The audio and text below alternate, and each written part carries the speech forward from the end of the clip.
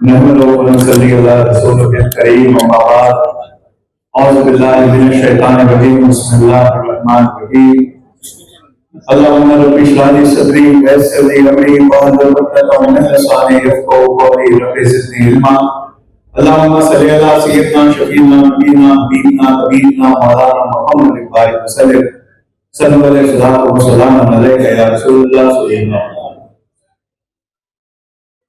देखिए, स्टेज पर जलवा फरमा अफरोज भाई, इकबाल भाई, ऑफिसर साहब, ये दोनों बड़ी शिद्दत से ये चाहते थे कि आप मेरी हर एक बात सुने। इसलिए आपको, क्योंकि व्यापार से रिलेटेड ये कम्युनिटी है, इसलिए उन्होंने ऐसा कहा कि मैं बहुत हैवी चार्ज करता हूँ। मेरा अल्लाह जानता मैं कुछ भी चार्ज नहीं करता हूँ सिवाय मोहब्बतों के। और मैंने आज तक कभी किसी से कुछ नहीं लिया, क्योंकि मैं अपने रब के लिए ये करता हूँ। मैं अपनी कौम की जो हालात है उस हालात को देख कर ये करता हूँ। बेगुनाह जो जेलों में है, उनके बच्चे जो बाहर सिसक रहे हैं, जो फिलिस्तीन में भूख और प्यास है, उसको देख कर मैं अपना घर बार छोड़कर ये काम करता हूँ। लेकिन आज मैं इसलिए यहाँ आया क्योंकि एक ऐसी कम्युनिटी को मुझे आज यहाँ पर एड्रेस करना था, जिसका नाम बचपन से जब हम सुनते तो पता नहीं क्यों मुसलमानों, सिर्फ मुसलमानों का नहीं, इस देश में रहने वाले हर एक का चेहरा तब खिल जाता है जब उसे ये बताया जाता है कि मेमन जमान का कोई इंसान आपकी मदद के लिए आपसे मिलने आ रहा है। आप लोगों के बुजुर्गों ने एक ऐसा रौब कायम किया है यहाँ के दिलों में कि अल्लाह के रसूल में जितनी सिफातें थी, अल्लाह ने उसमें से सबसे बड़ी सिफात अल सादिक वल अमीन, यानी हमेशा सच बोलने वाला और दूसरों की अमानत की परवाह करने वाला, ये मेरे रसूल की जो सिफात थी, आपके बुजुर्गों ने इस देश में उसे कायम किया। और अल्लाह के रसूल सल्लल्लाहु अलैहि वसल्लम जो ट्रेड और कॉमर्स में और बिजनेस में जो प्रिंसिपल्स को फॉलो करते थे, अगर उसकी एक छोटी सी झलक आप देखना चाहें कि वो किस ईमानदारी से वो काम करते और हमें क्या सिखाते, तो कुछ हद तक वो सिर्फ मेमन कम्युनिटी में देखा जा सकता है। इसलिए मैं यहाँ आने के लिए तैयार हूं। देखिए, अमानतदारी किसे कहते हैं, बस वहीं से अपनी बात को शुरू करता हूं। अमानतदारी इसे कहते हैं कि नबी पाक सल्लल्लाहु अलैहि वसल्लम को हिजरत की रात बहुत सारे लोग कत्ल करने पहुंचे और तलवार लेकर आपके घर के बाहर लोग खड़े हो। अल्लाह की तरफ से हुक्म आया कि आप हिजरत करिए, मदीना जाइए। लेकिन जो लोग तलवार लेकर आपका कत्ल करने आए, उनमें से कई लोग वो थे जिनका बेशकीमती सामान आप ही के घर अमानत के तौर पर रखवाया गया।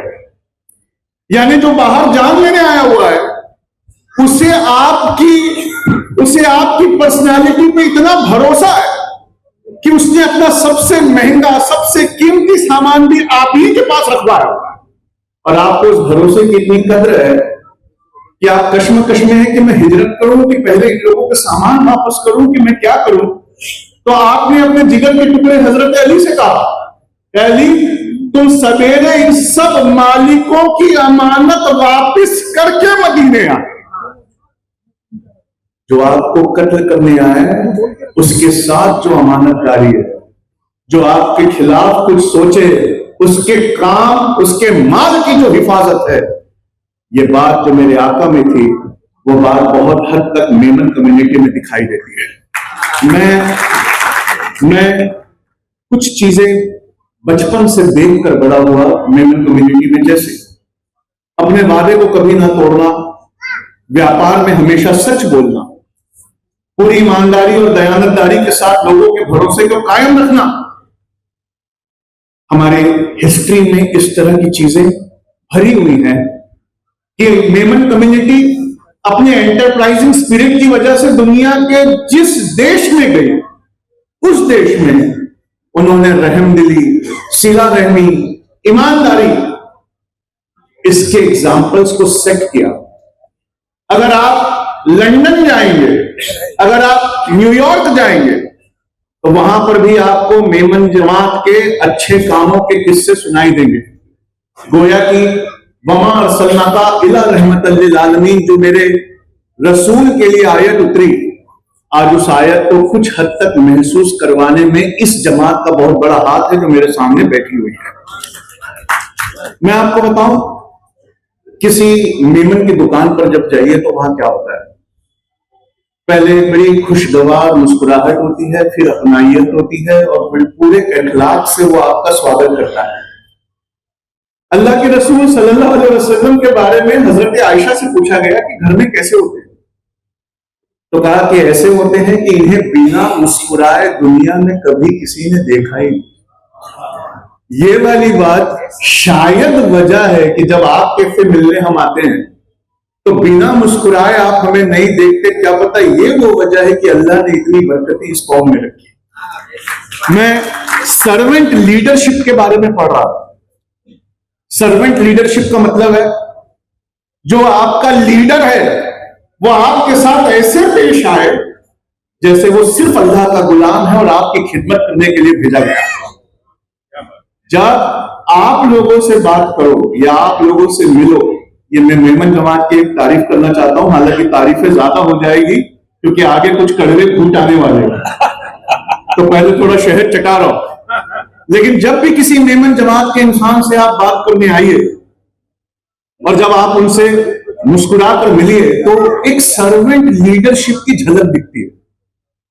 वो आपसे ऐसे पेश आते हैं जैसे आप बहुत बड़े इंसान हैं और वो अपने आप को झुक कर बिल्कुल आपके सामने अपने आप को हम्बल करके आपका काम करते हैं। ये सिफात भी मेरे आका में थी और यही वजह है कि शायद इस कम्युनिटी में अल्लाह ने कितनी बरकतें दी। लेकिन मैं अपनी तकरीर उस एक इंसान के नाम से शुरू करना चाहता हूं जिसका नाम और जिसके काम करने के तरीके बहुत हद तक आप लोगों में दिखते हैं। अब्दुल रहमान इब्ने औफ रजी अल्लाह ताला अन्हु, जो अपने वक्त के सबसे अमीर सहाबा थे, इतने अमीर थे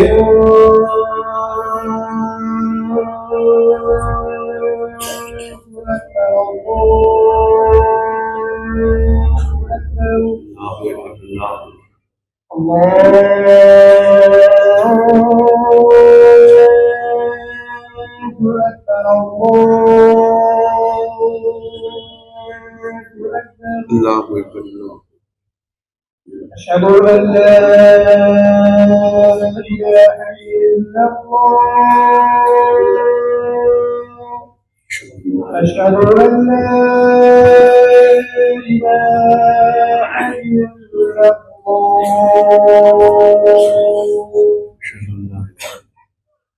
أشهد أن محمدا رسول الله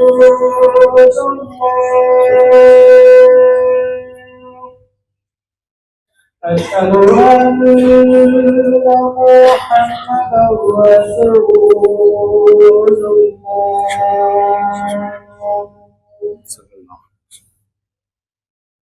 حي على الصلاة حي على الصلاة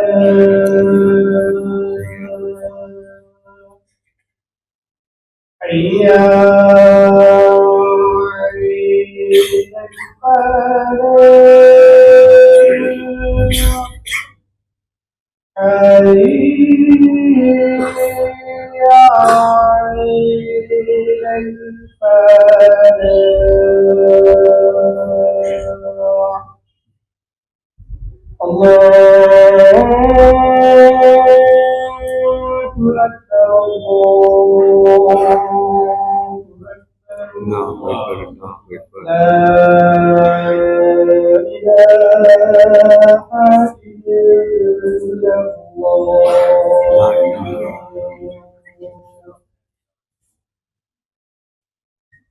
देखिए, मेरे रब का नाम बुलंद हुआ इसलिए कि आप लोग सुकून से वो बात सुन सके जो मैं आपके दिल में उतारना चाहता हूं।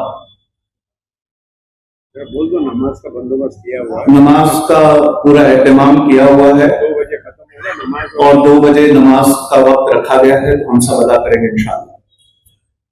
जनाब अब्दुल रहमान इब्ने औफ रजी अल्लाह ताला अन्हु जब मक्का से निकले तो मक्का वालों ने उन्हें घेर लिया। कहा कि ए अब्दुल रहमान कहाँ जा रहे हो? कहा मदीने जा रहा हूँ। कहा क्यों? कहा अपने रसूल के पास। कहा हम तुम्हें नहीं जाने देंगे। कहा क्यों? कहा इसलिए कि तुम इतने अमीर हो कि तुम अगर मक्का से चले गए तो मक्का की इकोनॉमी खत्म हो जाएगी, हम तुम्हें नहीं जाने देंगे। उन्होंने कहा नहीं मैं जाकर रहूंगा। उन्होंने कहा फिर एक शर्त है। बोले क्या?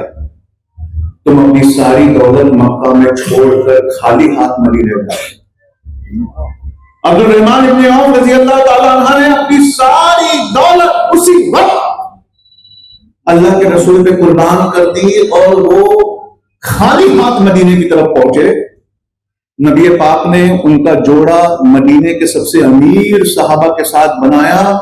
उस सहाबी ने अपने बगीचे, अपनी दौलतें, अपने घर, अपने मकान, यहां तक कि उसने कहा कि अगर आप चाहें तो मैं अपनी बीवियों में से तलाक दे दूं, इद्दत के बाद आप शादी कर लें।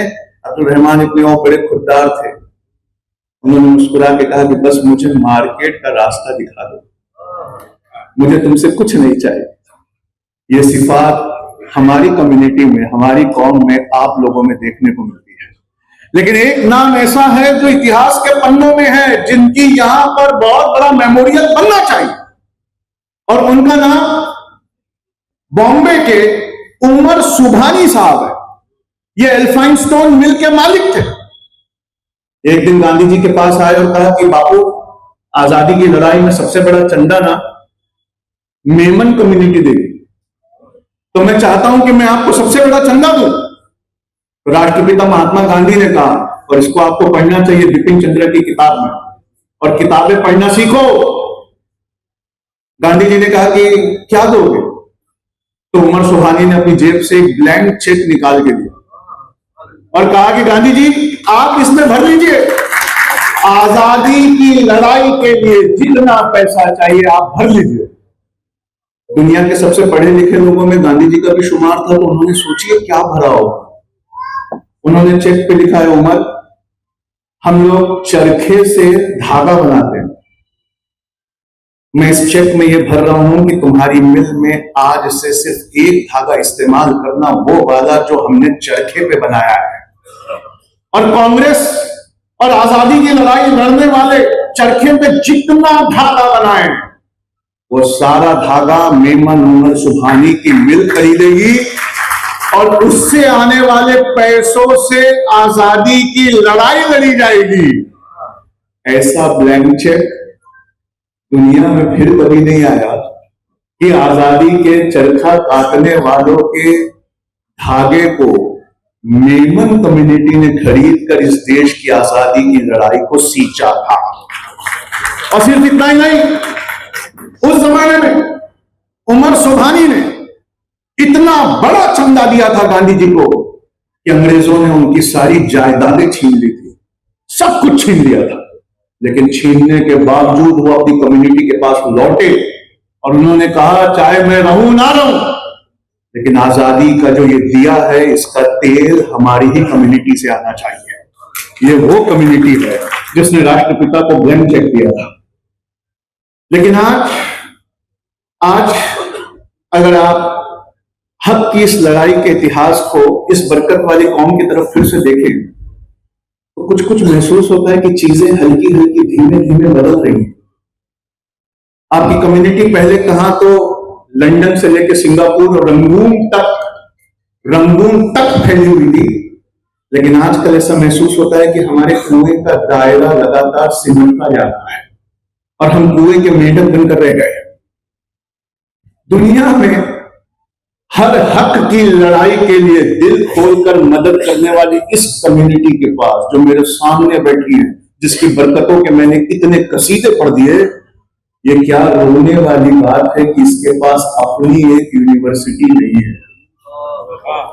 आप सोचिए, ये वो हैं जिन्होंने आजादी की लड़ाई का सबसे बड़ा चंदा दिया, आज इनके पास अपनी एक, छोड़िए ना यूनिवर्सिटी, आप बताइए ना, आपके पास एक मेडिकल कॉलेज है अपना, एक मेडिकल कॉलेज। मैं आपको एक बात बताना चाहता हूं कि कभी बाजार की हर तीसरी दुकान में शक्कर की मिठास घोलती ये कौम। बाजार की हर तीसरी दुकान में शक्कर की मिठास घोलती ये कौम आज ऑनलाइन बिजनेसेस से नदारद है। जमाना बदल रहा है, करवटें ले रहा है। हम अभी भी उन्हीं पुराने मार्केट्स में अपनी दुकान खोले बैठे हैं, जबकि एक पूरी जनरेशन बड़ी हो रही है जो मार्केट जाकर कुछ खरीदना पसंद नहीं करती, वो ऑनलाइन खरीदती है। क्या हो गया इस कौम को? क्या ये वो कौम नहीं है मेमनों की जो हालात और जमाने को बदलता हुआ पहले देख लेती थी, इससे पहले कि हवाएं बदले उससे पहले अपने व्यापार करने का तरीका बदल देती थी। ये वो कौम थी जो अल्लाह के रसूल के प्रिंसिपल्स को मजबूती से पकड़ती, लेकिन जमाने के हर करवट के साथ अपने व्यापार करने के तरीके को एकदम बदल देती। आज ऑनलाइन में आप नहीं है, एजुकेशन में आप नहीं है, और ये कौम जो हक का चंदा देती आज जानी जाती है महंगी शादियां करने के लिए। ये वो कौम, मैं आपको बताऊं, रोजे महशर शादियों के बड़े खर्चों पे जब हिसाब किताब होगा तो मुझे मेरी तलखी के लिए माफ कर दें, लेकिन मैं जानता हूं कि जब शादियों के बड़े खर्चों के हिसाब होंगे तो शादियों को महंगा करने वालों में आपका नाम भी लिया जाएगा। जबकि अल्लाह के रसूल ने ठीक इसका उल्टा कहा। उन्होंने कहा कि शादियां सस्ती करो, जिनाकारी या फाहिश गंदगी उसे महंगा करो, उसे करने की कीमत चुकाना पड़े, और शादियां सस्ती करो। और आपने शादियां जो है वो बड़ी सस्ती कर दी। मुझे लेने कुछ लोग एयरपोर्ट से आए थे, तो मुझे माफ करना पड़ेगा आपको, पहले बहुत मीठा मीठा खिलाया इसलिए कुछ आएगा। पता नहीं क्यों मैं बहुत कम होटल जाता हूं, लेकिन जब भी मैं किसी होटल में गया हूं, अगर मैं एंटर हो रहा हूं तो कोई ना कोई मेमन जमात का खाना खा के बाहर निकलता हुआ मिल जाता है। अच्छी होटलों में बेहतरीन दावत एंजॉय करने वालों में आपका नाम है साहब। आपके मोहल्लों में अगर अमीर बनना है तो अच्छी होटल खोलिए, लाइब्रेरी और कॉलेज नहीं खोलिए। मैं आपको बताऊं, किसी जमाने में मेमन जमात खाना शहर का लंगर हुआ करता था। जिसे भूख लगती वो पूछा करता कि मेमन जमात खाने का रास्ता कहां है, और जब वो वहां पहुंचता तो उसे पेट भर अपनाइयत के साथ बैठाकर खाना खिलाया जाता। आज फिलिस्तीन भूखा है और आपकी शादियों में 400 आइटम चल रहे हैं। आज हमारा ऐसा रवैया है साहब कि हमारे यहाँ के हमारी हक के लिए लड़ने वाले बेगुनाह वो जेलों में हैं, उनके बच्चे बाहर मुफलिसी में घूम रहे हैं, और हम यहाँ पर भव्य वलीमा कर रहे हैं। आज की मेमन जमात का हाल, इसको सुनकर ना एक अल्लामा इकबाल का शेर याद आता है कि बर्क गिरी गिरा करे, बर्क यानी बिजली, बर्क गिरी गिरा करे, आग लगी लगा करे, जिसका चमन में कुछ नहीं फिक्रे चमन वो क्या करे। इस तरह से मदमस्त लोग हम हो गए हैं। इसी मदमस्ती में एक नाम और लेना चाहता हूं, कभी गूगल करके देखना, क्योंकि किताब पढ़ने का शौक तो आप लोगों को नहीं है। अभी इकबाल साहब मुझे बता रहे थे खजूर का काउंटर है, सैंडविच का काउंटर है, मतलब किताब का काउंटर। तो मेरा मुंह देख रहे थे, किताब और मेमन, पहले आपके हाथ से किताब छीनी जाती है, फिर आपके पुरखों की याद मिटाई जाती है, फिर जिस जमीन और जायदाद पे आपको बहुत घमंड है ना उसे छीन लिया जाता है। कभी कोई जमीन जायदाद सीधा छीनी ही नहीं गई, पहले किताब छीनी गई है ताकि तुम्हें तुम्हारे हक ना पता हो, उसके बाद बुलडोजर आया है। आपको क्या लगता है, आपको क्या लगता है ये बुलडोजर 2014 में आया है क्या? 1990 से जो हम पढ़ाइयां छोड़ रहे हैं ना, और पढ़ाइयां छोड़कर ये नोट गिनने के कामों में लग गए, और जो खुश हो गए, बुलडोजर की नींव हमने वहीं रखी थी। आप समझ रहे हैं? तो आप कभी गूगल करिए, मेमन हबीब यूसुफ रजा मारफानी, इन्होंने आजाद हिंद फौज के लिए नेताजी सुभाष चंद्र बोस को उस जमाने में 1,03,00,000 रुपए का चंदा दिया था। मेमन यूसुफ रजा मारफानी ने 1944 में 1,03,00,000 दिए। मैंने चैट जीपीटी से पूछा आज ये कितना होता है, तो उसने महंगाई और करेंसी की वैल्यू से आंकड़ा निकाल के बताया 3,120 करोड़ आज का होता है। ताली बजाओ, शर्म करो। ये आजादी का सबसे बड़ा चंदा देने वाले तुम्हारे बाप दादा थे और किसी चौक पर उनका नाम नहीं है, किसी रोड का नाम उनके नाम पर नहीं है, किसी मेडिकल कॉलेज का नाम उनके नाम पर नहीं है। जब वो वहां दे रहे थे तो एक मेमन औरत थी, बुढ़िया थी, नाबीना थी, वो रोने लगी जोर से। तो नेताजी उसके पास गए, कहा अम्मा क्यों रोती? कहा बेटा मेरे पास 1,03,00,000 नहीं है, नहीं तो मैं भी तुम्हें देती। तो उन्होंने कहा अम्मा इससे बड़ी चीज एक आपके पास है। बोले क्या? आपका बेटा, मुझे अपना बेटा दे दो। आपको मालूम है आजाद हिंद फौज का पहला ऑफिसर एक मेमन था जिसका नाम यूसुफ रजा रंधेरी था, और उसका हाथ पकड़ के उस औरत का नेताजी स्टेज पर लेकर आए। और सुनना मुसलमानों, और शर्म करना, और हो सके तो शर्म के पानी में थोड़ा डूबना। उस नाबीना औरत का हाथ पकड़ के नेताजी स्टेज पर लाए और कहते हैं तुम में से जिसने भारत माता को नहीं देखा इस औरत को देख ले। ये भारत माता का पहला लक़ब मेमन औरत को दिया गया था। आप सोचिए कि आपने अपना क्या क्या लुटाकर आप यहां आज बैठे हुए। जब अल्लाह ने 10 में से 9 बरकतें जिस कारोबार में रखी और वो कारोबार करने का शहूर मेमन कौम को दिया, और नबी पाक सल्लल्लाहु अलैहि वसल्लम ने कारोबार की शुरुआत अपनी बीवी खदीजतुल कुबरा रजी अल्लाह ताला अन्हा के साथ की। क्या मैं सच कह रहा हूं या गलत कह रहा हूं?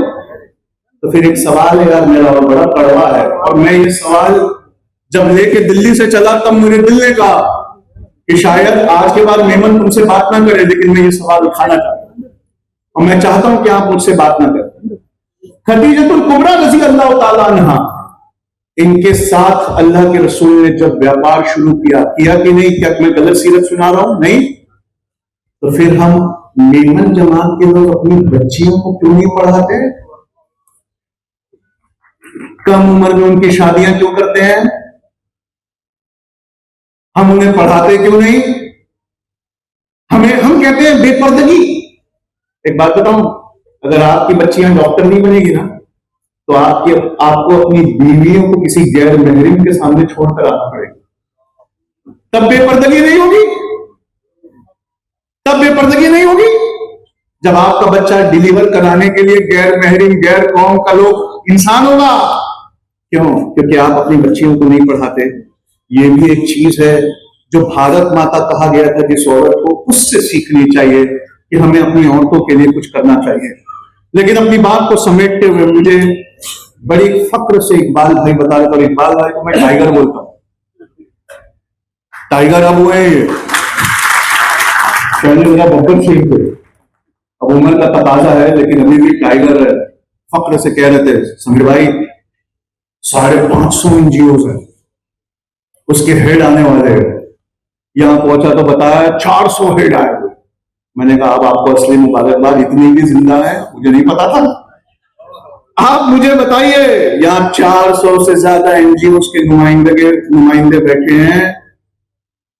क्या इस हॉल में 400 से ज्यादा एनजीओ के नुमाइंदे हैं? जवाब है हाँ। क्या इस हॉल में बैठे लोग मुझे 400 स्कूलें दिखा सकते हैं? 400 स्कूल दिखा सकते हो क्या? छोड़ो 400, 40 स्कूल दिखा सकते हो? 40 स्कूल दिखा सकते हो? बिना इंटरेस्ट वाला 4 बैंक दिखा सकते हो?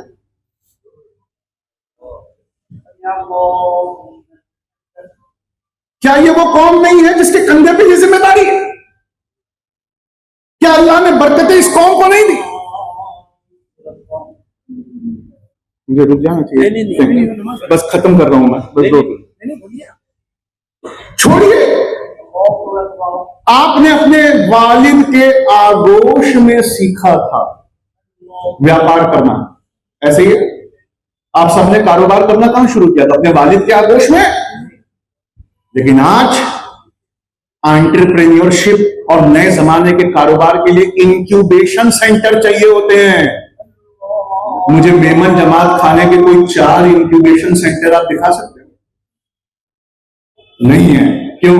आपने उस तरफ कभी परवाह ही नहीं की। सूरजमुखी का फूल होता है, वो सूरज की तरफ मुंह करता है। ये मिसाल मेमन जमात के लिए किसी ने दी थी। पहले मिसाल सुनाता हूं, फिर नाम बताऊंगा। सूरजमुखी का फूल सूरज की तरफ मुंह करता है, और दिन भर जैसे जैसे सूरज टर्न होता है वैसे वैसे वो फूल टर्न होता है, और सूरज की गर्मी से वो एक रस तैयार करता है, जिस रस को शहद की मक्खियां ले जाकर शहद बनाती हैं। ये मेमन जमात अच्छा व्यापार करके सूरज की तरफ मुंह करके रस तो बना रही हैं, लेकिन जब तक स्कूल नहीं खुलेंगे, यूनिवर्सिटी नहीं खुलेगी, मेडिकल कॉलेजेस नहीं खुलेंगे, इस रस का शहद नहीं बनेगा। और इस बिना शहद के इस जमाने में सरवाइव करना बहुत मुश्किल है। क्या यहां कोई है जो हाथ उठा के कह सकता है कि एआई में सेमीकंडक्टर्स बनाने का बिजनेस मेरा है, क्लाउड कंप्यूटिंग का बिजनेस मेरा है, साइबर सिक्योरिटी का बिजनेस मेरा है, रोबोट बनाने का बिजनेस मेरा है, आप मेरे साथ इन्वेस्ट कर सकते हैं? नहीं। क्यों? क्योंकि इस सूरजमुखी के फूल ने अब सूरज की तरफ देखना भी छोड़ दिया है। वो उन्हीं धंधों में अपना कंफर्ट जोन ढूंढ रहा है जो उन्हें बाप दादाओं से विरासत में मिले। वो कोई नए बिजनेस की तरफ देख भी नहीं रहा।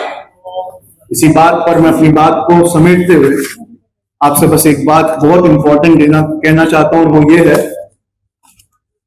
बहुत गहरी बात है। अगर आप समझ गए तो मेरा यहां आना कामयाब हो जाएगा। ध्यान से सुनना।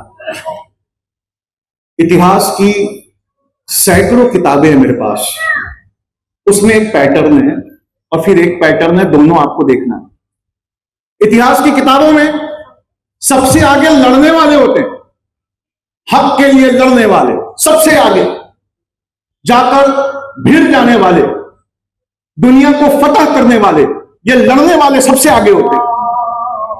इनके पीछे कलम वाले होते हैं। ये कलम वाले जाते हैं, अपना कल्चर, अपनी लैंग्वेज, अपनी मिठास, अपना रहन सहन, अपना पहनावा, ये लड़ने वालों के पीछे जाकर जमाने को सिखाते हैं। और उसके पीछे व्यापारी होता है जो इन दोनों के काम से फायदा उठाता है। पहले लड़ने वाला जीतता है, फिर कलम वाला माहौल बनाता है, और सबसे पीछे से फिर व्यापारी आता है और इन दोनों चीजों का फायदा उठाता है। लेकिन व्यापार में हदीस है 10 में से 9 अल्लाह ने बरकतें रखी। वो बरकतें एक कंडीशन के साथ आती है।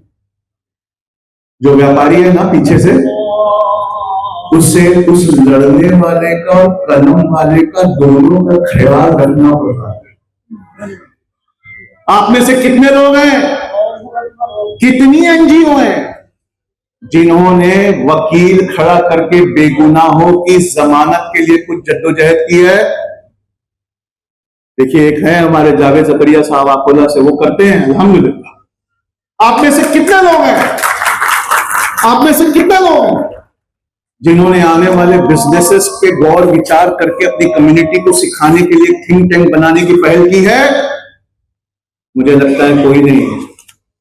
और मैं एक बात बता दूं, 5,89,000 घर गिराए गए हैं पिछले 2 सालों में। ये 5,89,000 घर जिनके टूटे हैं, और जिनका घर टूटता है वो गरीबी रेखा से नीचे चले जाते हैं। जो गरीबी रेखा से नीचे जाता है वो सबसे पहले मुड़कर किसकी तरफ देखता है? वो सबसे पहले मुड़कर उसकी तरफ देखता है जो उसी के भाइयों में है और जिसको अल्लाह ने नवाजा है। तो इन बेगुनाहों के घर बनाने की कोई मुहिम आपके पास है? इकबाल मेमन साहब के पास है। इकबाल मेमन साहब से मेरी मुलाकात हुई नागपुर में। ये वहां पर घर बनाकर बांटने आए, और सस्ते में घर बनाकर बांटने आए। लेकिन आज इस स्टेज पर मेरा दिल बहुत टूटा। जिसे मैं बब्बर शेर कह रहा हूं या टाइगर कह रहा हूं, वो आज जुम्मा के दिन 100 रुपये के लिए अपनी कौम के सामने गुहार लगा रहा है।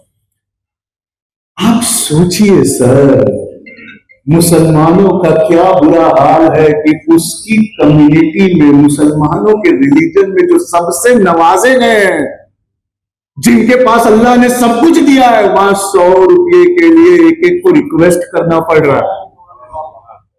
तो आप सोचकर देखिए पीछे वालों का क्या हाल होगा।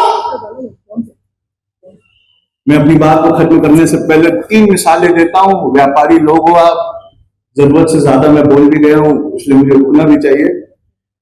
लेकिन टाइटैनिक का एक जहाज था, समुद्र में तैर रहा था, सामने एक बर्फ थी, छोटी सी बर्फ थी। उसको लगा ये तो बर्फ है, मैं कुचल दूंगा। पर उसे एक नियम नहीं पता था कि बर्फ ऊपर एक दिखती है, डूबी हुई 9 होती है। तो 10 में से 9 हिस्सा बर्फ पे डूबा होता है, सामने जो दिख रहा है वो एक छोटा सा हिस्सा होता है।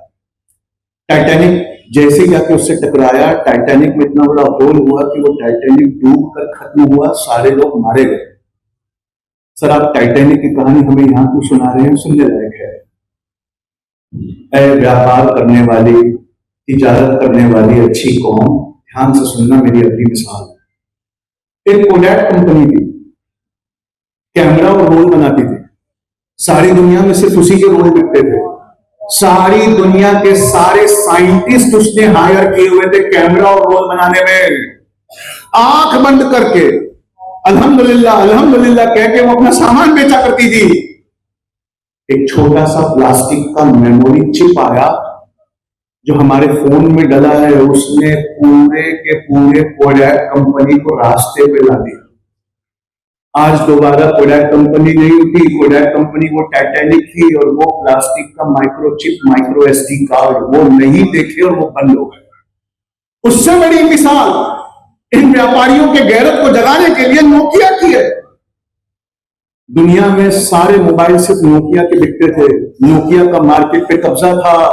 जब उसके कॉम्पिटिटर कुछ अच्छा काम करते, उसके पास खबर आती तो वो हंसी उड़ाता, कहता क्या कर रहे हैं वो? सर वो कैमरा लगा रहे हैं मोबाइल में। अरे मोबाइल कोई कैमरे की चीज है? अरे फोटो खींचने की चीज है मोबाइल? कुछ भी। सर वो क्या कर रहे हैं? अरे ईमेल डाल रहे हैं। अरे मोबाइल कोई ईमेल देखने की चीज है? अपना मोबाइल सबसे अच्छा है। वो क्या कर रहे हैं? सर वो टच स्क्रीन लगा रहे हैं। अरे मोबाइल कोई टच स्क्रीन लगाने की चीज है, लोगों को बटन दबाने से प्यार है। ऐसे बोल के हंसी उड़ाता था। आज नोकिया दिख गया। अब इकबाल भाई आप सुनना, ये मिसाल मैंने क्यों दी है। ये इंसान खबर लाता है हमारे पास, जैन समाज का बेहतरीन मेडिकल कॉलेज आ गया, जगो अपना कब आएगा। अरे मेडिकल कॉलेज कोई बनाने की चीज है? ये इंसान खबर लाता है कि कॉलेज बनाना है, यूनिवर्सिटी बनाना है। अरे यार मेमन लोग है, बिरयानी में गोश्त डालो, आलू डालो, खाओ नहीं। यूनिवर्सिटी और कॉलेज और उससे हमारा क्या लेना देना? नोकिया और कोडैक की तरह खत्म हो जाओ अगर अपने बच्चों की सोच का दायरा नहीं बढ़ाओगे। और सोच का दायरा घर में, और सोच का दायरा गल्ले पर बैठने से नहीं बढ़ता है। उसके लिए स्कूल और यूनिवर्सिटी में जाकर ठोकरे खाना पड़ता है। मैं आपसे आखिरी अपील करके उठ रहा हूं, मेरी बातें पूरी हो गई। एक तो यार 100 रुपया, मैं बोलते हुए शर्मिंदा हो रहा हूं कि हर फ्राइडे को 100 रुपया देना है। ठीक है, देना तो पता नहीं आपको क्या क्या चाहिए। देना तो आपको क्या क्या चाहिए। और सुनिए, मेरी बात सुनिए, ये मत सोचिए किसी और के लिए दे रहे हैं। ये जब देंगे ना तब जाके वो बुलडोजर रुकता है। ये देना है अपनी औलादों के लिए, अपनी आने वाली नस्लों के लिए। लेकिन मैं अपनी बात खत्म करने से पहले आप लोगों से गुजारिश करना चाहता हूं कि अगली बार जब मैं मेमन जमात के किसी प्रोग्राम में आऊं तो कम से कम हमारे पास दिखाने के लिए एक यूनिवर्सिटी हो, एक मेडिकल कॉलेज हो, एक स्कूल हो। अल्लाह के वास्ते जो जनरेशन अभी नहीं पैदा हुई उनके बारे में सोचिए कि आपके बाप दादाओं ने तो आपको अच्छा कारोबार दिया था और इस पैसे को कभी बचा कर देखिएगा। मेमन ने, जमात ने और एक ट्रेंड लाया है, हर साल उम्रा करते हैं हम। उम्रा नहीं पिकनिक हो गई है। शायद फतवा लग गया मुझ पर इतनी बड़ी बात कहने के लिए, लेकिन मैं कहना चाहता हूं उम्रा नहीं, शायद पिकनिक हो गई है। है लोगों, कुरान की वो आयत भी पढ़ लो जिसमें अल्लाह ने कहा कि ज़कात का पैसा गर्दनें छुड़ाने के लिए है। साल में एक उम्रा किया करो और बाकी उम्रा के पैसे जमा करके किसी बेगुनाह की जमानतें करवाया करो। दो काबे हैं, दो काबे हैं, एक मक्का में वो महदूद है, उसमें वो लामहदूद आ नहीं सकता, और एक मोमिन के दिल में है, ये भी लामहदूद है, इस लामहदूद में से वो लामहदूद जा नहीं सकता। उस काबे का तवाफ कर लिए। बहुत से बच्चे हैं जिनका एडमिशन नहीं हो रहा है, बहुत से लोग हैं जिनकी जमानतें नहीं हो रही है, बहुत से लोग हैं जिनका घर तोड़ा जा रहा है, बहुत से लोग हैं जो बीमारी का इलाज नहीं करा सकते तो गरीबी रेखा से नीचे जा रहे हैं। इनके दिलों में जो काबा है उसकी परवाह करो, क्या पता रोजे बेशक तुम्हारे जैसा उम्रा किसी ने ना किया हो। बस इसी बात पर दिमाग काबा है उसकी परवाह करो, क्या पता रोजे बेशक तुम्हारे जैसा उम्रा किसी ने ना किया हो। बस इसी बात पर दिमाग मैंने पहले ही कहा था कि जितना अभी आपने मेरे पहले आप देख रहे हैं आमना सामना मीडिया। वीडियो को शेयर कीजिए, चैनल को सब्सक्राइब नहीं किया है आपने तो सब्सक्राइब जरूर कर दीजिए।